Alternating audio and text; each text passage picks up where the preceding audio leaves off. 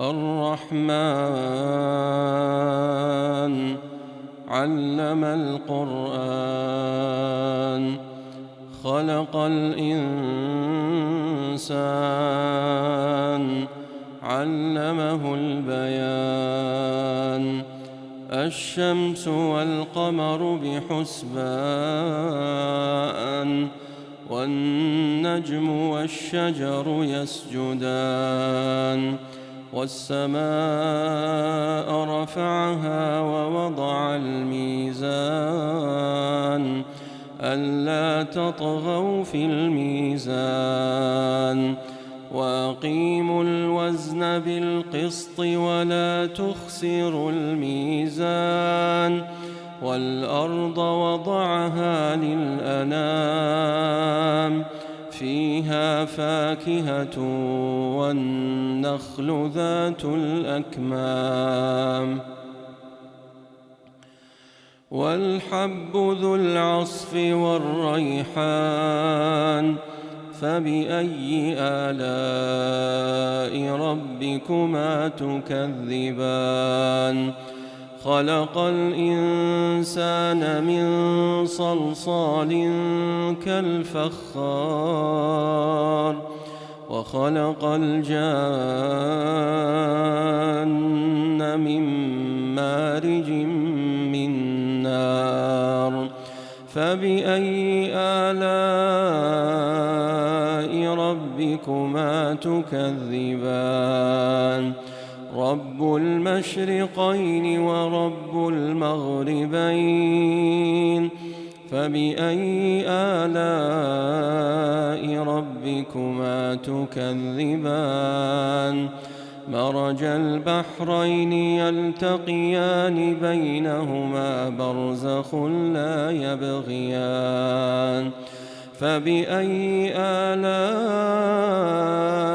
ربكما تكذبان يخرج منهما اللؤلؤ والمرجان فبأي آلاء ربكما تكذبان وله الجوار المنشآت في البحر كالأعلام فبأي آلاء ربكما تكذبان كل من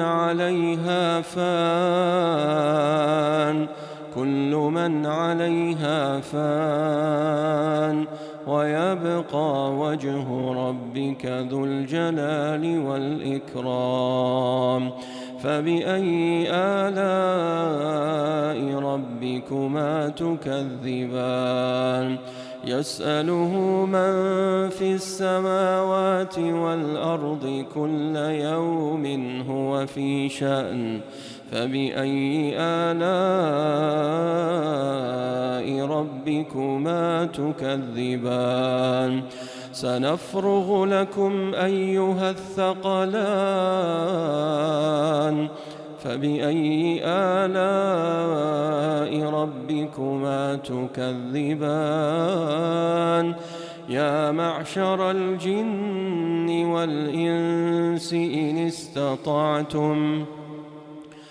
إن استطعتم أن تنفذوا من أقطار السماوات والأرض فانفذوا لا تنفذون إلا بسلطان فبأي آلاء ربكما تكذبان يرسل عليكما شواظ من نار ونحاس فلا تنتصران فبأي آلاء ربكما تكذبان فإذا انشقت السماء فكانت وردة كالدهان فبأي آلاء ربكما تكذبان فيومئذ لا يسأل عن ذنبه إنس ولا جان فبأي آلاء ربكما تكذبان يعرف المجرمون بسيماهم فيؤخذ بالنواصي والأقدام فبأي آلاء ربكما تكذبان هذه جهنم التي يكذب بها المجرمون هذه جهنم التي يكذب بها المجرمون المجرمون يطوفون بينها وبين حميم آن فبأي آلاء ربكما تكذبان ولمن خاف مقام ربه جنتان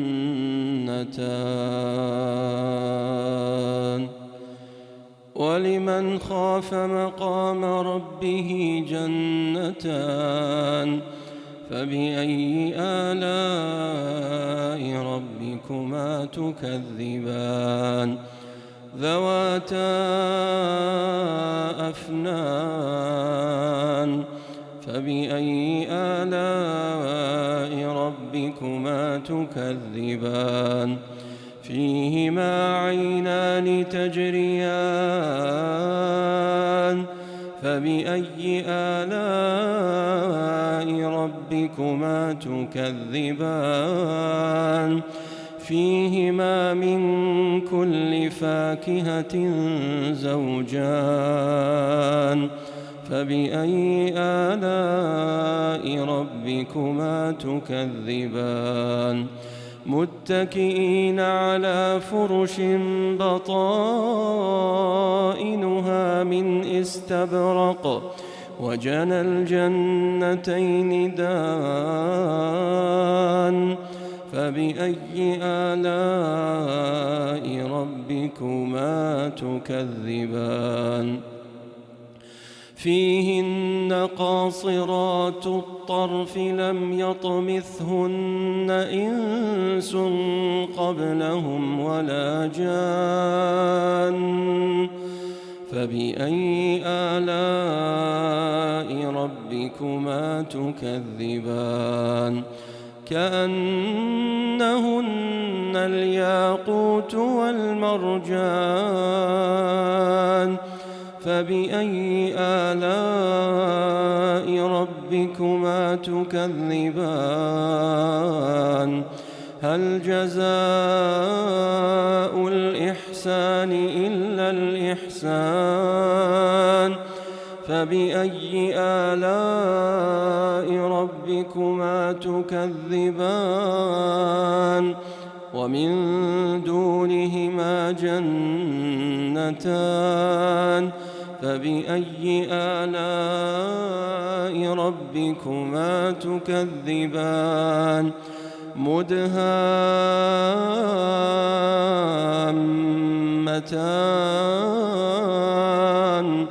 فبأي آلاء ربكما تكذبان فيهما عينان نضاختان فبأي آلاء ربكما تكذبان فيهما فاكهة ونخل ورمان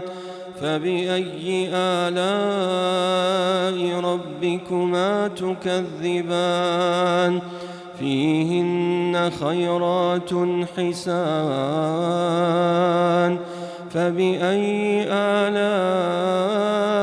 ربكما تكذبان حور مقصورات في الخيام فبأي آلاء ربكما تكذبان لم يطمثهن إنس قبلهم ولا جان فبأي آلاء ربكما تكذبان متكئين على رفرف خضر وعبقري حسان فبأي آلاء ربكما تكذبان تبارك اسم ربك ذي الجلال والإكرام